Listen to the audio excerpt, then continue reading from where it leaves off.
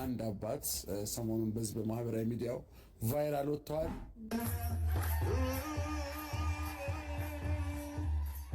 የአትሌቶቹ መካን ቦታ እዛ በአስተዳዳሪነት ነው የምሰራው።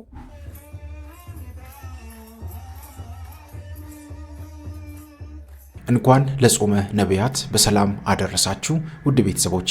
ዛሬም በአዲስ ቪዲዮ ተገናኝተናል። እስከ ፕሮግራሙ ፍጻሜ ድረስ ከቆያችሁ ብዙ ነገር እንማማራለን። ይህንን ቪዲዮ ለብዙ ሰዎች እንዲደርስ ሼር ማድረጋችሁን እንዳትረሱ። ቪዲዮን ስትጀምሩ ላይክ አድርጉ። በቀጥታ ወደ ዛሬው መርሃ ግብራችን እንሄዳለን። ልጁ ምናምን የሚለው እና ተነጥሎ ተጠርቶ አስፈገፈጉት ማለት ነው እና እሱ አላወቀም። ላይቭ ላይ ያስተላልፋል እና አዶናይ ይባላል። እስቲ እንስማው ድምጽ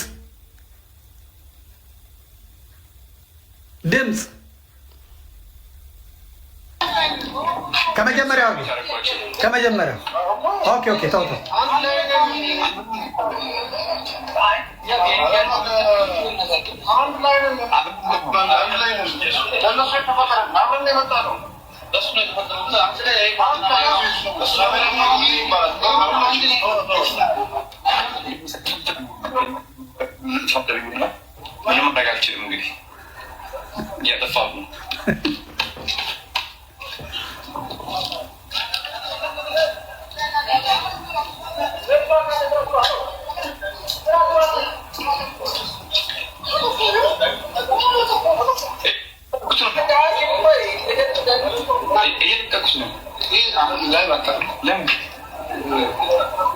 ላይቭ አታርገው።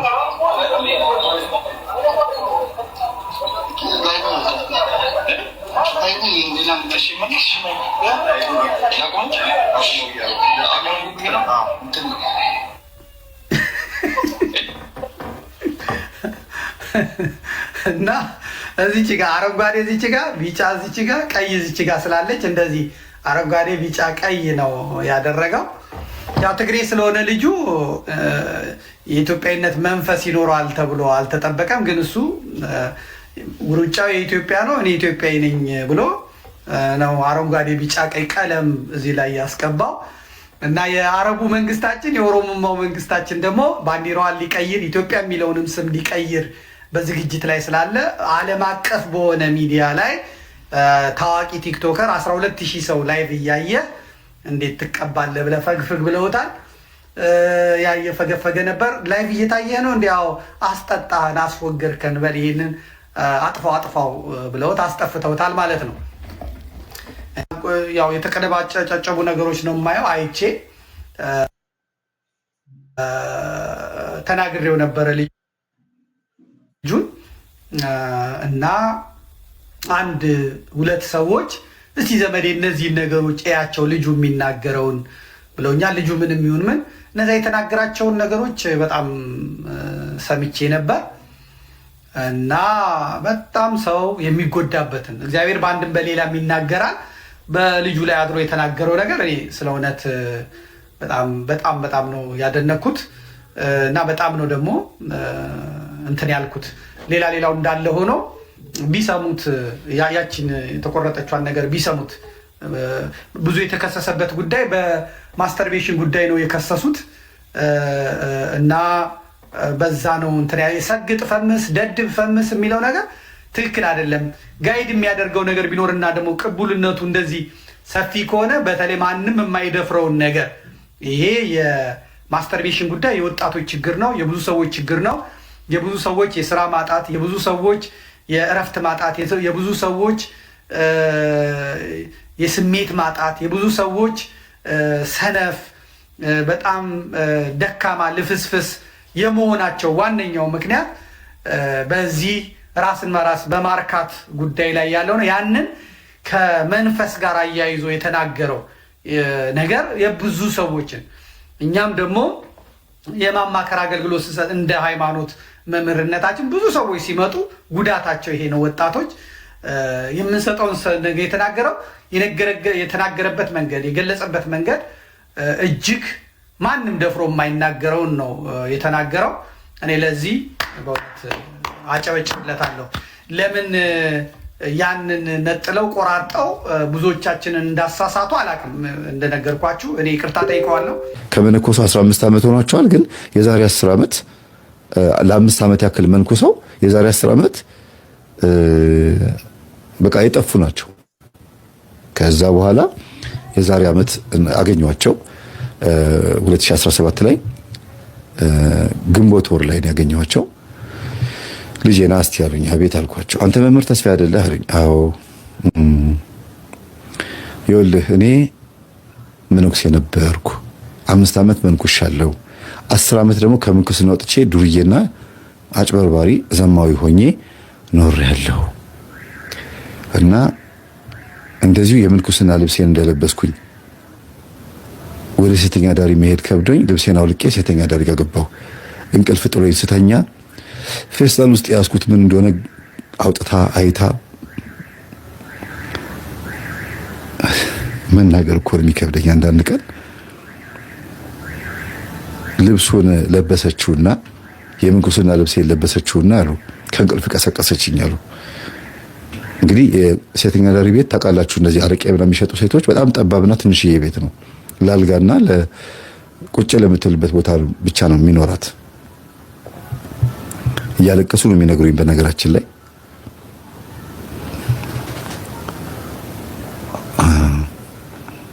ስሰማቸው በጣም እንትን ብዬ አዝኜ ነው የሰማኋቸው እውነት። እና ልብሳቸውን ለበሰች፣ ቀሰቀሰቻቸውና ተንበርክካ እኛ ወደ እናንተ ልንመጣ ስንናፍቅ እናንተ ይሄንን ልብስ በፌስታል ይዛችሁ ከኛ ጋር ትተኛላችሁ? ይሄን ልብስ እኔ ለብሼ እርሶን እለምኖታለሁ፣ ከቻሉ እባክዎትን ይሄንን ልብስ እንደለበሱ ወደ ገዳም ይግቡ። አሁኑን ከኔ ቤት ሲወጡ ልብሱን ለብሰውት መውጣት አለበት። ሕሊናዎት እንዲወቅሱትና ኃጢአተኝነት ስሜት እንዲሰማውት እለምኖታለሁ ተንበርክካ። ካልቻሉ ግን እንደዚሁ እርሶ እንደለበሱ ደግሞ እኔ እንደዚህ እንደለበስኩኝ ወደ ገዳም ይወስዱኝ አለቻቸው። በስመ አብ ወወልድ ወመንፈስ ቅዱስ ብለው ካልጋ ቶሎ ልብሳቸውን ለበሱ። ከዛ በኋላ በግንባራቸው ተደፍተው ጌታ ኢየሱስ ክርስቶስ ሆይ ምን አይነቷን ያመጣህብኝ? ምን ውስጥ ነው የገባሁት? ይሄ ሴተኛ ዳሪ ቤት ነው? ሌሊት ከኔ ጋር ስትላፊ ያደረችው ልጅ ናት እንደዚህ የምትለኝ? በዚህች ልጅ ልብ ውስጥ ገብተህ መከርከኝ? በዝሙት ካስደሰተችኝ ሴት ጋር ሆነህ መከርከኝ? አንተ ማትገባበት ቀዳዳ የለም። አንተ ምን አይነት አምላክ ነህ እያሉ የምንኩስና ልብሱንም አልለበሱትም፣ ጫማቸውንም አላደረጉም። እንዳበደ ሰው ወጡ ሄዱ። ሌላ ልብስ አልለበሱም። እንደዛው እንደለበሱ በእግራቸው በትራንስፖርትም አልተሳፈሩም። ከአዲስ አበባ ጥግ ለአንድ የሆነ ቤተክርስቲያን ላይ ደርሰው ሄደው እዛ ጥርስል ለ1 ዓመት ከምናምን ያክል የኔ ቢጤ ሆነው ለማኝ ሆነው እየለመኑ ጌታን እየተማጸኑ ይቅር በለኝ እያሉ በለመኑት ሳንቲም የምንኩስና ልብስ ገዝተው እንደገና ገዳም ገቡ። ምን አይነት ልጅ ናት እቺ ልጅ? ትምህርታችንን ስለምታውቅ ነው አይሮን ነው አላውቅም። ምንድነው የገባት? እሺ እንደዚህ አይነት የገባት ልጅ ከሆነች ለምን ሴተኛ ዳሪዎች አናውቅም? እግዚአብሔር ነው ያናገራት። ስለዚህ የሆነ ኃጢአተኛ ሰው መጥቶ ሲመክራችሁ ወይም ደግሞ ለምን እንደዚህ ታደርጋለህ የሆነ ሐሳብ ሲናገር አንተ መጀመሪያ ለራስ ወቅ ራስን ሳታድነው አይባልም። በእንደዚህ አይነት ሰው ላይ አድሮ እግዚአብሔር መጥቶ ወደ ነበርንበት ማዕረጋችን ይመልሰናል። በማን አንደበት ላይ አድሮ መጥቶ እንደሚመልሰን አናውቀውም። የተማረ መምህር ብቻ የመነኮሱት አባቶች ብቻ ወይም ደግሞ የበቁት አባቶች ወይም ቅዳሴ ላይ ያሉት ቴዎሎጂ የተማረ መምህር ብቻ አይደለም የሚመልሰው። እግዚአብሔር የሚገባበት ቦታ ቀዳዳው ብዙ ነው። መጽሐፍ ቅዱስ ላይ ብዙ ታሪክን ሰምተናል። እንደዚህ ያደረጉ እግዚአብሔርን ያገዙ የነሱ ሕይወት ሳይለወጥ ሰውን እንዲለውጡ እግዚአብሔር የተጠቀመባቸው። ይሁዳ አባታችን ያዕቆብ ልጅ ይሁዳ በገዛ የልጁ ሚስት ነው አይደለም እንዴ የተመለሰው ወደ እግዚአብሔር የተመለሰው ወደ ልቡ የተገዛው። አረ በጣም ብዙ ታሪክ እኮ ማምጣት ይቻላል። ሴተኛ አዳሪዎች የመከሯቸው ዝሙት ሊፈጽሙ ሲመጡ መጠጥ ቤት ሊጠጡ ሲመጡ በጎረምሳ በጥፊ ተመተው የሚመለሱ አሉ እኮ። አባታችን አያሰድቡን፣ ለምን እንደዚህ ይመጣሉ? እዚህ ይሄ ልብስ እዚህ የሚመጣ ነው፣ ሂዱ ከዚህ ምናምን ብሎ ጎትተው ሁሉም ያስገቧቸው ጎረምሶች አሉ። ለሃይማኖት ቀናኢ ሆነው ግን እግዚአብሔር ነው በዛ ውስጥ ነው የሚያናግራቸው። ሴቶቹ ራሳቸው እኔ አስታውሳለሁ ሳስተምራቸው አንዲት ልጅ አለች ከሰባተኛ ሰፈር መጣ የምትማር የነበረች መምህር በሳምንት አንድ ቀን እየመጣ ሰኞ እዚህ ናይት ክለብ ከጓሮ አንዲት ክፍል ያስተምረናል ብሎ ነግረዋት መጣ የምትማር ልጅ ነበረች። ምን እንዳለች ታውቃላችሁ? መጠጥ ቤት ሊጠጡ አንድ አባት መጥተው ሙልጭ አድርጌ ሰድቤን ያባረርኳቸው።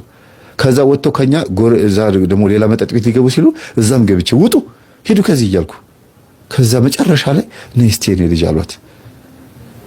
አቤት አለቻቸው። ታውቂኛለሽ አሏት። አዎ አውቆታለሁ። የት ነው የምታውቂኝ? በክርስቶስ አውቆታለሁ አለቻቸው።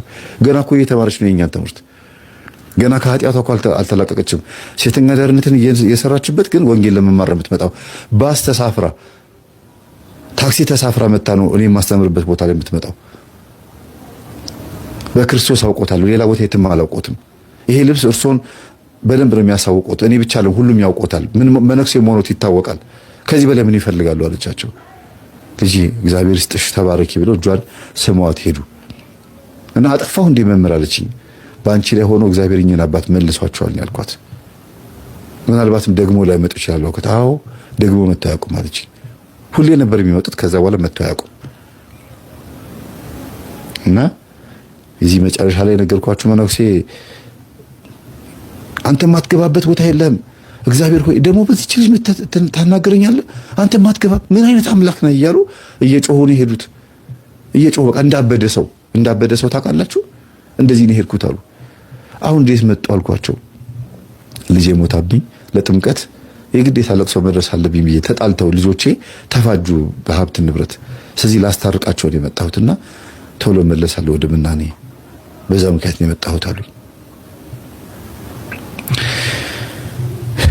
እና አንዳንዴ ቤተሰቦቼ እንድናገር ማልፈልጋቸው ገጠመኞች በእንደዚህ አይነት መልኩ የምናገረው በሁለት ምክንያት ነው። አንደኛ እነሱ ከንቱ ዳሴ እንዳይሆንባቸው የሚታወቁ አባቶችም ከሆኑ ማለት ነው። ሁለተኛ ነገር ደግሞ ራሳቸው ቢመሰክሩ ደስ ይለኛል ብዬ ስለማስብ ነው። እኚህን አባት አሁን ህይወት ታሪካቸውን እንዲያቀርቡ ነግሬያቸዋለሁ ከአንድም ሁለት ጊዜ። ግን በምናገርበት ሰዓት አስተማሪ ሊሆን ይችላል፣ ግን ሰው ይሰናከልብኛል ብለው እንዴት እንደሚጸልዩም ቆጥበውብናል፣ ያሳለፉትን ህይወት ቆጥበውብናል። እና እግዚአብሔር ሁላችንንም ይመልሰን። ሰው የተባረከ ትዳር እግዚአብሔር እስኪሰጠው ድረስ እግዚአብሔር ደጅ ይጸናና እግዚአብሔር የተባረከ ትዳር ከሰጠው በኋላ እግዚአብሔር ትዝ አይለውም። ከዛ ቤቱ መፍረስ ይጀምራል። እግዚአብሔር ሀብት ይሰጠውና ሀብት ካገኘ በኋላ እግዚአብሔርን ይረሳል። ያኔ ሀብቱ ገደል መግባት ይጀምራል። በእዳ መያዝ ይጀምራል። ጤናው ይታወቃል። ጎንበስ ብሎ ሱባኤ ይዞ ለምኖ አልቅሶ ሀብቱ ሲበጣ ጊዜ የለኝም ይላል።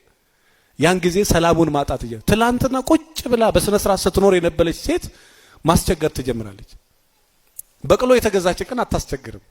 በቅሎ ገዝተ ታውቃለህ እንዳትሉኝ እንጂ ቤት ከገባች በኋላ ነው በቅሎ የምታስቸግረው። ምን እንደሆነ አይታወቅም። እስካሁን ተጠንቶ ምናልባት በቅሎ ያላችሁ ካላችሁ ትመልሱልኛላችሁ። ዞሮ ዞሮ እግዚአብሔርን ጋብቻ ለምኖ እግዚአብሔር ጋብቻ ከሰጣት እግዚአብሔር ሕይወት ከሰጣት በኋላ ከዛ በኋላ እግዚአብሔርን ማሰብ ትረሳለች። ያን ጊዜ ቤቷ በቁሙ መፍረሱን ይጀምራል። ቤቱ መፍረስ ይጀምራል። ስለዚህ እቺን ስተት እንዳትሳሳቱት። ጋብቻ ውስጥ እንደገባችሁ እንደውም ከእግዚአብሔር ጋር የሚያዋድደው መንፈስ ቅዱስ ስለሆነ በደንብ ጠበቅ በሉ። ያኔ ሰላም እንደተጠበቀ ትቀጥላል። ከዚህ ቀጥሎ ያለው ደግሞ እነዚህ ነገር ከዚህ በፊትም ነግሬያቸዋለሁ። እስኪ ንገሩኝ ምንድናቸው? ንቀት፣ እልህ፣ ስድብ እና ፉክክር። እነዚህ ውስጥ መግባት ተሳዳቢ ሴት፣ ተሳዳቢ ወንድ፣ እልህኛ ሴት፣ እልህኛ ወንድ፣ ፉክክር ውስጥ የምትገባ ሴት፣ ፉክክር ውስጥ የሚገባው፣ ንቀት ውስጥ የገባው፣ ንቀት ውስጥ የገባች ሴት በቃ አለቀላችሁ። አንዴ ንቀት ውስጥ ከገባችሁ መጨረሻችሁ ነው። ቶሎ ከዛ ካልወጣችሁ ከሷስ ጋራ ከሚስት ጋራ ከልጆች ጋር እልህ ውስጥ ንቀት ውስጥ ፉክክር ውስጥ ቤት ይፈርሳል። ከዚህ ቀጥሎ ያለው ደግሞ የሴት ልጅ መቼም ቢሆኑ ይሄን ወንዶች ብቻ ስሙኝ፣ ሴቶች ልክ ከሆንኩ ትደግፉኛላችሁ። ተሳስተ ነፍሰ ጡር ሴት ቤትህ ካለች ባለቤትህ ካረገዘች ተሳስተ ካረገዘችበት ወር አንስቶ ከአራስነት እስከምትወጣ ድረስ ተሳስተ በአንድ ነገር እንዳታስቸግራት። እድሜ ልኳን አትረሳውም። እድሜ ልኳን ሴቶች ልክ ነኝ ልክ አይደለም አይደለም? እሺ የወለዳችሁ ነገሩኝ። ልክ አይደለም ማለት ልጅቷ አልወለደችም። እሺ መልሱልኝ። የወለዳችሁ ልክ ነው ልክ አይደለም? እስኪ ያላገባችሁ ዝም በሉና አግብታችሁ የወለዳችሁ መልሱ። ልክ ነው ልክ አይደለም? እግዚአብሔር ይስጣችሁ። 10ም ቢሆኑ ልክ ነው። ተሳስታችሁ ለምን መቼም ቢሆን ነፍሰ ጡር ሆና በነፍሷ የተጫወተውን ወንድ እድሜ ልኳን አትረሳ አፈር እስከምትገባ ድረስ። ይሄን አሁን ወንዶቹ ስለማያውቁት ነው። የክፋት አይደለም፣ ያለማወቅ ችግር። አላስተማርንማ። ሁሉም ጊዜ ጥሩ ቢሆንላት ጥሩ ነው። በተለይ ሚስት ነፍሰ ጡር ከሆነች ጊዜ ጀምሮ የተለየ እንክብካቤ፣ የተለየ ክብር ስጣት። እድሜ ልኩን መጥፎም ብትሆን ጥሩነትን አትረሳው።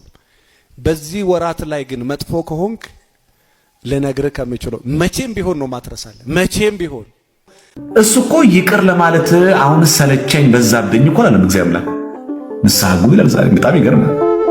መሰልቸት እኮ ያለበት እኮ እሱ ነበር። አሁንስ በዛ። ስንት ይቅር ልበላችሁ ማለት ነበረበት። ዛሬም ግን ይቀበላል። የዛሬ ሳምንት ስናለቅስም ዛሬም ይቀበላል። የሚገርም ነው የኛ አምላክ ቸርነቱ በእውነት ከየት መጣሽ የማይል የት ነበርሽ የማይል አይቴ ነበርኪ ምን ተገበርኪ የማይል ነው የሚለው እኮ። በቃ አለ አንተ እንደዚህ አልነበርክ አይደል? አንቺ ሰው ያገለሉሽ፣ አንተ ሰው ያገለለ፣ አንተ ታዋቂ ያልሆንክ፣ አንተ ተራ ሰው፣ አንተ ዘመድ የሌለ ወገን የሌለ የማይል አልጋን ተሸክመ ሄድ የሚል አምላክ አለ። የኛ አምላክ ቆመ ሄድ እኮ አይደለም፣ ስትሸከመ የነበረችውን አልጋ ተሸክመ ሄድ እኮ ነው የሚለው። በቃ አለቀ። ተሸክሞ የነበረን ቤተሰብ፣ ተሸክሞ የነበረን ግለሰብ እግዚአብሔር አምላክ አንተ ተሸክሞ ያደርጋል። ሲረዳህ የነበረውን እንድትረዳው ያደርጋል። ጤናህን መልሶ፣ ሰላምህን መልሶ፣ ህይወትህን መልሶ አስተካክሎ ቀጥ አድርጎ አቁሞ ጥገኛ ነበርኩኝ እኮ የነሱ ስትል የነበርካቸው ሰዎች ጥገኛቸው እንድትሆን አንተ ጋር እንዲጠጉ ታደርጋቸዋል። አልጋን ተሸክመህ ሄድ ነው የሚለው። እዚህ ዘመድ አልባ ስንሆን ዘመዳችን እግዚአብሔር ነው። እሱ አባታችን ነው፣ እሱ እናታችን ነው፣ እሱ ወንድማችን ነው፣ እሱ ሁሉ ነገራችን ነው፣ ዘመዳችን ነው። ወንድሞቹ ሊባል እንኳን አላፈረም አለ የሚለው። በቃ የእኛን ስጋ እኮ ለበሰ፣ የእኛን ስጋ እኮ ተዋሃደ። ይህ ትልቅ ጸጋ ነው። ስለዚህ በተለያየ መንገድ ወድቅ ያለውና ምን ሰዎች በወደቅ ቁጥር ግን እንነሳ። ከሱ የበለጠ ዘመድ ማንም የለም። እግዚአብሔር ነው የሚያነሳው። ሰውን እንደሆነ አይተነዋል፣ ጓደኛ እንደሆነ አይተነዋል። አስመሳይ ነው። ማንም እስከተወደዳችሁ ድረስ ነው የሚያሸረግደው። ማንም አጠገባችሁ ላይ የሚያለቀልቀው እስካላችሁ እስከተፈለጋችሁ ድረስ ነው። ስትታውስ ይተፋሃል። አንድ ግን አለ ቸሩ መድኃኒዓለም፣ ሰው ሲተው የማይተው፣ ስትታመም ከአንተ ጋር የሚታመም፣ ስትጎዳ አብሮ ተጎዳው የሚል። ከእሱ ጋር መቆራኘት አይሻል? ከእሱ ጋር ዘመዳም መሆን አይሻል? ከእሱ ጋር መጣበቅ አይሻልም? አየነው እኮ ዘመድንማ፣ አየነው እኮ ረዳትንማ፣ አየነው እኮ ጓደኛንማ። ይከዱኛል ብለህ ማታስባችሁ ሰዎች እኮ ያንተ ጉድጓድ ቆፋሪ ሆኖ እኮ አገኛቸው። ይተውኛል ማታያችሁ ሰዎች እኮ ያንቺ እኮ ጉድጓድ ቆፋሪ ሆኖ እኮ አያቸው። ምን ጥቅስ ትፈልጋለህ ከዚህ በለጠ? ያልከዳው እኮ እሱ ብቻ ነው። ያራቀሽ እኮ እሱ ብቻ ነው። የዘመድ ነገር እኮ በቃ አየነው። የወገን ነገር እኮ አየነው። የሰው ነገር እኮ አየኸው እኮ ሰው የሥራ ባልደረባ በለው፣ ጓደኛ በለው፣ አብሮ አገልጋይ በለው፣ የትኛውም በለው አላየሁም። በማትጠብቀው ቦታ ላይ ሆኖ ያንተን ውድቀት የሚፈልግ ሰው አልተደነቃችሁ? እኔ ገሌን አላምንም። እስካሁን ማመን እኮ የሚከብድ ሰዎች እኮ አሉ። እኔ ገሌ እንደዚህ የሚያደርግ አይመስለኝ ብለን እኮ ማናምነው እኮ አሉ። ግን እኮ እውነት ነው ሆኗል። ግን ለመቀበል የሚያስቸግረን አለ። አንድ ቀን ግን የኛን ጉድጓድ ቆፍሮ የማያውቀው ቸሩ መድኃኒዓለም ነው። ሰው እንሁን፣ ሰው የእግዚአብሔር ሰው እንሁን፣ ሁላችንም ሰው እንሁን። አስመሳዮች አንሁን። በተቻለ መጠን አስመሳዮች አንሁን፣ ሰው እንሁን። እስቲ ሌላ ላይ ምክንያት ከምናደርግ እኔ ማን ነኝ ብንል ምን አለበት? እኔ ማን ነኝ? እኔ ካህኑ ማን ነኝ? እኔ ቄሱ ምንድነው የምሰራው? እኔ የሃይማኖት አባት ነኝ ብዬ ተሰይሜ ደረጃ በደረጃ ያለሁት ምንድነው የምንሰራው እያደረግን ያለነው? እውነት አባት፣ እውነት መምህር፣ እውነት ኖላዊ፣ እውነት ሐዋርያ ነኝ ብለን ራሳችንን ልናይ ይገባናል። በእንዲህ አይነት መልኩ አንድንም የታሪክ ተወቃሾችም እንሆናለን። ለቅዱስ ጴጥሮስ የሰጠውን ስልጣን ሙሉ በሙሉ ተረክበን ወስደን እንደ ቅዱስ ጴጥሮስ ሐዋርያት የሰሩትን ስራ ካልሰራንበት እኛ ተጠያቂዎች እንሆናለን። በምድርም እየተናቅን ነው። ድሮ ቀደም ሲል ሁላችንም በታሪክም እንደምናውቀው በልጅነትም እንደደረስንበት የቆምንባት የሰራመድንባት ቦታ ለምእመናን ምን ያህል የበረከት መሬት እንደነበረች ሁላችንም እናውቀዋለን። እኛን ለማየት እኛን ለማግኘት ከኛ ለመባረክ የክርስቶስን መስቀል ለመባረክ የሚጥሩ ስንት ምእመናን ነበሩ። ዛሬ ግን እኛ የምንሄድባት መንገድ ባድዋን እየሆነች ነው። ሁሉም መንገዱን እየለቀቀልን እየሄደ ነው። ብቻችን እየተጓዝን ነው ያለን ይመስለናል እንጂ የለንም። በእውነት ወገኖቼ በመጎናጸፊያ ማሳመር እኮ መዳን አይቻልም። መዳን የምንችለውና ማንነታችን የሚረጋገጠው የሐዋርያትን ስራ ስንሰራ ብቻ ነው። ስለዚህ እኛ እረኞች ነን፣ ታማኝ እረኛ እንሁን። ቃለ ሕይወት ያሰማልን። በጣም ነው እናመሰግነው አባታችን። አመሰግናለሁ። እንግዲህ የሰው ልጅ ልብንና ኩላሊትን መርምሮ የሚያውቅ እግዚአብሔር ነው። ሰው መቼም እስካለው ድረስ በላዩ ይታያል፣ ውስጡን አዋቂ እግዚአብሔር ነው። ይህን አይነት ሀሳብ ያላቸው ምናልባት አሁን በዚሁ ነው የምነግራቸው። እኔ ቤተ ክርስቲያን ልጅ ነኝ። እኔ ያው ቅድም እንዳልኳቸው ሀብተ መምህራን በተሰጠኝ ጸጋ ነው። ነገር ግን ደግሞ ይህን እንቅስቃሴ በሌላ ላይፍ የሚታይ ከሆነ ያለውን ነገር አስተካክዬ ከዚህም ወደፊትም ቢሆን ሌላ ተመልካች እንትን እንዳይል እንዳይሰናከል አስተካክዬ አደርጋለሁኝ፣ አገለግላለሁኝ። ስለዚህ ይሄንን ምናልባት እንግዲህ ያው ሰው እንቅስቃሴ ሆነ በተመስጦ ያው አገልግሎት በመውደዴ በእንቅስቃሴ ነው እንጂ በሌላ ላይ ምንም እንደሌለብኝ ይሄው ቅድስት ቤተክርስቲያን ምስክሬ ናት። አሁንም ይህ አይነት አስተሳሰብ ያላቸው እንድመለሱ እኔ የቁርጥ የቤተክርስቲያን ልጅ ብሆንን ልጅ ሆኜ እንዳለሁና ወደፊትም አስተካክዬ እንደምሰራ በእውነት ላስገነዝብ እወዳለሁ። እና እንግዲህ ያው የተመስጦ ሳገለግል ደስ ይለኛል እኔ እንጂ የሌላ አመለካከት የሌላ እንትን ቁርኝነት የለብኝም። በዚህ ሀቅ ኃይለ መስቀሉ እጄ ላይ ነው ያለው። ዛሬም ነገም የቤተ ክርስቲያን አምላክ ከሁላችን ጋር ይሁን። አመሰግናለሁ።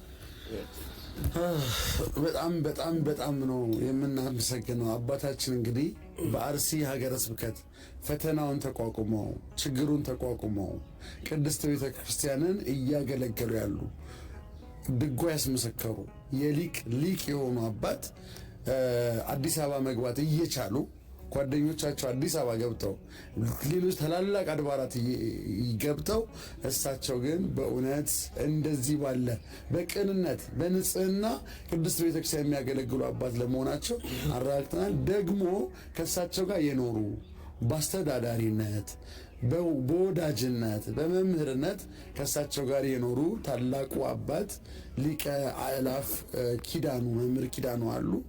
እሳቸው ደግሞ ለእሳቸው ምስክርነታቸውን ለእኛም ትምህርት እንዲሆነን ሀሳባቸውን ይጨምራሉ። ወደ ሊቀ አእላፍ። እሺ፣ አመሰግናለሁ። እግዚአብሔር ይስጥልኝ። ስለ መልአከ ታቦር ክነፈ ርግብ በአጭር ደቂቃ ውስጥ ተናግሮ ለመጨረስ ትንሽ ይከብዳል። ምክንያቱም መልአከ ታቦር ክነፈ ርግብ የቤተ ክርስቲያን ልጅነታቸው የሚገርም ነው። ከዚህ በላይ ደግሞ ትሕትናቸው እና ለወንድም ያላቸው ፍቅር፣ የዋህነታቸው፣ ገርና ቅንነታቸው እንዳውም አንዳንድ ጊዜ የዋህነታቸው እላፊ ስለሆነ ሲጎዳቸው ነው የማይሆን ብዙ ጊዜ ለምን የሚገባቸው የሚመጥናቸው ቦታ ላይ እንኳን አይደለም የተቀመጡት። በጣም ከእሳቸው ያነሱና እሳቸው እግር እጣቢ ስር የማይደርሱ ሰዎች ሊቀ ካህን ሆነው እየመሯቸው እሳቸው ደግሞ የበታች ደብር አስተዳዳሪ ሆነው የሚያስተዳድሩበት ሁኔታ ነው ያለው። የሚያንሳቸው በቤተ ክርስቲያኑ አገልግሎት እንዳየነው የሚያንሳቸው የሚጎርላቸው ነገር የለም። ቢያስተዳድሩ፣ ቢቀድሱ፣ ቢሰብኩ፣ ማህሌት ስቡ ብለው ማህሌት ቢቆሙ ሁሉ የሚያምርባቸው ሁሉ የሚሰማቸው በተናገሩ የሚባሉ ወንድምም አባትም ወዳጅም ናቸው። እውነት ለመናገር ከዚህ አንጻር የዋህነታቸው ከአቅም በላይ ስለሆነ፣ ገርነታቸው፣ ቅንነታቸው ከአቅም በላይ ስለሆነ ለሁሉም እሺ ነው የሚሉት። ሰንበት ተማሪውም እታች ያለውም ላይ ያለውም ስጠይቃቸው እሺ ነው የሚሉት። ከዚህ ውጭ ሌላ ቋንቋና ቃል የላቸውም። ከአርሲ ተወልደን አድርገን እኮ አርሲን ጥለን ወጥተናል። አዲስ አበባ ነው 4 ኪሎ ነው የምኖረው። ምሰራው እዛ ነው። እዚህ ለአገልግሎት ነው የምንመጣው እና እሳቸው እዚሁ አርሲ ላይ አግብተው የሚገርማችሁ ነገር የኑሮ ቦታቸው ጎንዴ የሚባል ቦታ አለ እዚህ ከኢተያ አለፈ። ከዛ አሰላ አለ፣ ከአሰላ ሳጉሬ አለ፣ ከሳጉሬ ደግሞ ቦቆጂ። እዛ እየተመላለሱ ነው በዚህ በአስፈሪ ሰዓት ውስጥ ሌሊቱን ቀኑን እየተመላለሱ እዛ የሚያገለግሉት ማለት ችግር። ከእሳቸው ጎረቤቶች ብዙ የህይወታቸውን ያጡ ሰዎች አሉ። ጎንዴ ላይ ችግር ተነሱ እዛው እነሱ አካባቢ ማለት እዚህ እሳት ውስጥ ነው። የእንታ ክንፈ ግዴሎት የሚውጡ ከብፁዓን አበው ሊቃነ ጳጳሳት እናስተዋውቁት ብለን ብዙ ጊዜ እንላቸዋለንና አይ እንጀራ የበላሁባት ሀገር የኖርኩባት ሀገር ሰርግ የፈጸምኩባት ሀገር በመከራ ሰዓት እንዴት እየወጣለሁ ነው የሚሉ። ልጅ እምቢ ያላቸው መውለድ ያልቻሉ ሴቶች የገድልህን መጽሐፍ በጀርባቸው ቢያዝሉ ልጅን ይውለዱ። ነገ ህዳር 15 እንኳን አደረሳችሁ። አቤት አቤት አቤት!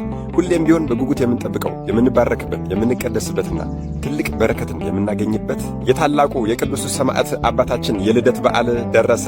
እንኳን ተወለድክልን አባታችን። የተለመደው ትብብራችሁ ኮፒሊንክ ማድረግ እንዳይረሳ። ቪዲዮን ኮፒሊንክ እያደረጋችሁ ጀምሩት።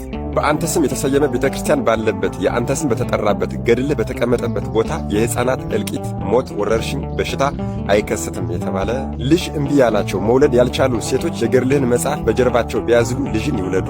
ማንኛውም ሰው ምንም አይነት ከባድ ኃጢአት ቢሰራም እንኳን በአንተ ስም በተሰየመች ቤተክርስቲያን በአንተ ስም ሄዶ ንስሐ ቢገባ ፍጹም ኃጢአቱን ይቅር ብዬ ወንዱን የ40 ቀን ሴቷን የ80 ቀን የሕፃን ንጽሕና ጸጋን እሰጥልሃለሁ የተባለ ቅዱስ አባት። በአንተ ስም የተሰየመች ቤተክርስቲያን በሙሉ እንደ ኢየሩሳሌም ጎልጎታ እንደ መቃብሬ ቦታ ቆጠርሁልህ የተባለ። በአንተ ስም በተሰየመች ቤተክርስቲያን ሞቶ የተቀበረውን ሰው በሙሉ ኢየሩሳሌም ጎልጎታ መቃብሬ ላይ እንደተቀበረ ቆጠርሁለት። የአንተን ቤተክርስቲያን የተሳለመ በሙሉ ኢየሩሳሌም ጎልጎታ መቃብሬ እንደተሳለመ ቆጠርሁለት። ማንኛውም ሰው የአንተን ቤተክርስቲያን ሊሳለም ከቤቱ ሲወጣ 300 የብርሃን መላእክትን አዘዝለታለሁ።